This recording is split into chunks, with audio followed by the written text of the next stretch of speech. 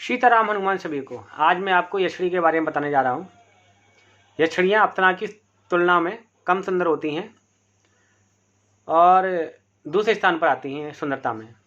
यक्षिणी भी देवलोक की वासी होती हैं और यक्षिणी के जो पति होते हैं वो यक्ष महाराज जी होते हैं।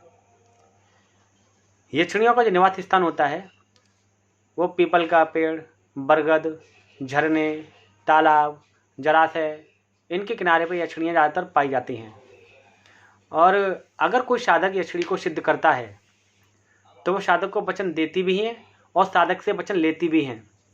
लेकिन मैं आपको बता दूं कि यक्षिणी के साधक को है ना वचनों का पालन कट्टरता से करना चाहिए, क्योंकि यक्षिणी अगर नाराज हो गई तो वो साधक को शारीरिक, मानसिक, आर्थिक हर प्रकार के कष्ट देकर उनको छोड़ के चली जाती हैं।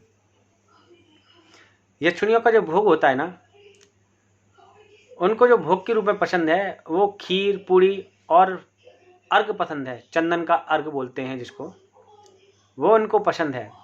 देखिए यक्षिणी जो है ना सारे प्रकार के कार्य करती है। मारण का, मोहन का, उच्चाटन का, वशीकरण का, बीमारी को ठीक करने का, काल ज्ञान का, आयुर्वेदिक का, उनके पास हर प्रकार का ज्ञान होता है। लेकिन साधक किस ज्ञान के लिए यक्षिणी को सिद्ध कर रहा है वो साधक के ऊपर निर्भर करता है। और अगर कोई साधक ये काल ज्ञान की यक्षिणी को सिद्ध कर देता है तो काल ज्ञान की यक्षिणी क्या होती है, सुबह ही सुबह साधक के कान पर बैठ जाएगी और सामने वाले का भूत, भविष्य, वर्तमान सारा कुछ बताती है। यक्षिणी का शरीर सामान्य होता है और वो 18 से 22 वर्ष तक की अवस्था की दिखती हैं। यक्षिणियाँ जो होती हैं वो थोड़ी बुजुर्ग टाइप में होती हैं, लेकिन उनको सजने संवरने का बड़ा शौक होता है। अगर आप यक्षिणी को गौर से देखेंगे ना तो उनके चेहरे पर झुर्रियाँ सी पाई जाएंगी। यक्षिणियों के जो वस्त्र आभूषण होते हैं उनको साड़ी पहनना बहुत पसंद है। सफ़ेद साड़ी उनको बहुत ही ज़्यादा प्रिय है। उसके बाद में लाल, पीली, जिस प्रकार का कलर हो यक्षिणियाँ पहन लेती हैं, लेकिन सफ़ेद साड़ी उनको ज़्यादा पसंद होती है। देखिए काम जो होते हैं यक्षिणी के वो सारे काम करती हैं। मैंने जैसा आपको बताया था, मारण, मोह, उच्चाटन, वशीकरण, बीमारी को ठीक करने का, वो सारे प्रकार के कार्य कर लेती हैं। और यक्षिणी के जो इष्ट होते हैं ना वो कुबेर महाराज जी होते हैं। यक्षिणी कुबेर महाराज को मानती हैं ज़्यादातर, लेकिन कुछ यक्षिणी जो होती हैं वो भगवान विष्णु को भी मानती हैं और कुछ यक्षिणी शिव को भी मानती हैं। देखिए यक्षिणी का कोई अगर साधक है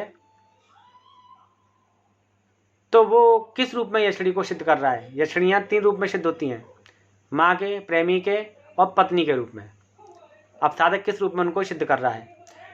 और एक मुख्य रूप से आपको ये बता दूं, अगर कोई यक्षिणी का पीड़ित व्यक्ति है या रोगी व्यक्ति है तो उस यक्षिणी को पकड़ना मुश्किल होता है, क्योंकि वो रोगी व्यक्ति को परेशान करती हैं। आर्थिक, मानसिक, शारीरिक सब प्रकार के कष्ट देने के बाद में वो उस रोगी को छोड़ के चली जाती हैं।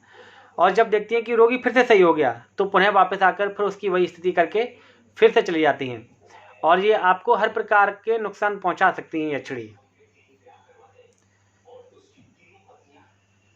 ठीक है, यक्षिणी का इलाज जल्दी कर देना चाहिए, वरना ये समझिए कि अगर इनको ज़्यादा दिन रुकी रही ना जब किसी रोगी पर तो उसकी मृत्यु भी हो सकती है। यक्षिणी जो होती हैं उनको हटाने के लिए आप उतारा या हवन कर सकते हैं। इस प्रकार से यक्षिणी हट जाएंगी। यक्षिणी को पहनावे में सजने संवरने का बहुत शौक होता है। गले में हार भी पहनती हैं, वो बाजूबंद पहनती हैं, पैरों में पाजेब होते हैं उनके। और ये समझिए जब यक्षिणी को कोई साधक सिद्ध कर लेता है तो जब उनके पास में आती हैं तो अनुभूति हो जाती है, हाँ शक्ति आ गई, क्योंकि छम छम की आवाज़ यक्षिणी के आने से पहले ही उनको सुनाई देने लगती है। ठीक है, ये थोड़ा सा ज्ञान था जो मैं आपको यक्षिणी के बारे में दे रहा हूँ। और हो सकता है अगर आप यक्षिणी को सिद्ध कर लेंगे तो आपको इससे भी ज़्यादा ज्ञान मिल जाएगा, लेकिन वीडियो ज़्यादा लंबी हो जाएगी, इसलिए मैंने आपको छोटे शब्दों में बहुत कुछ बता दिया है। जय माता दी।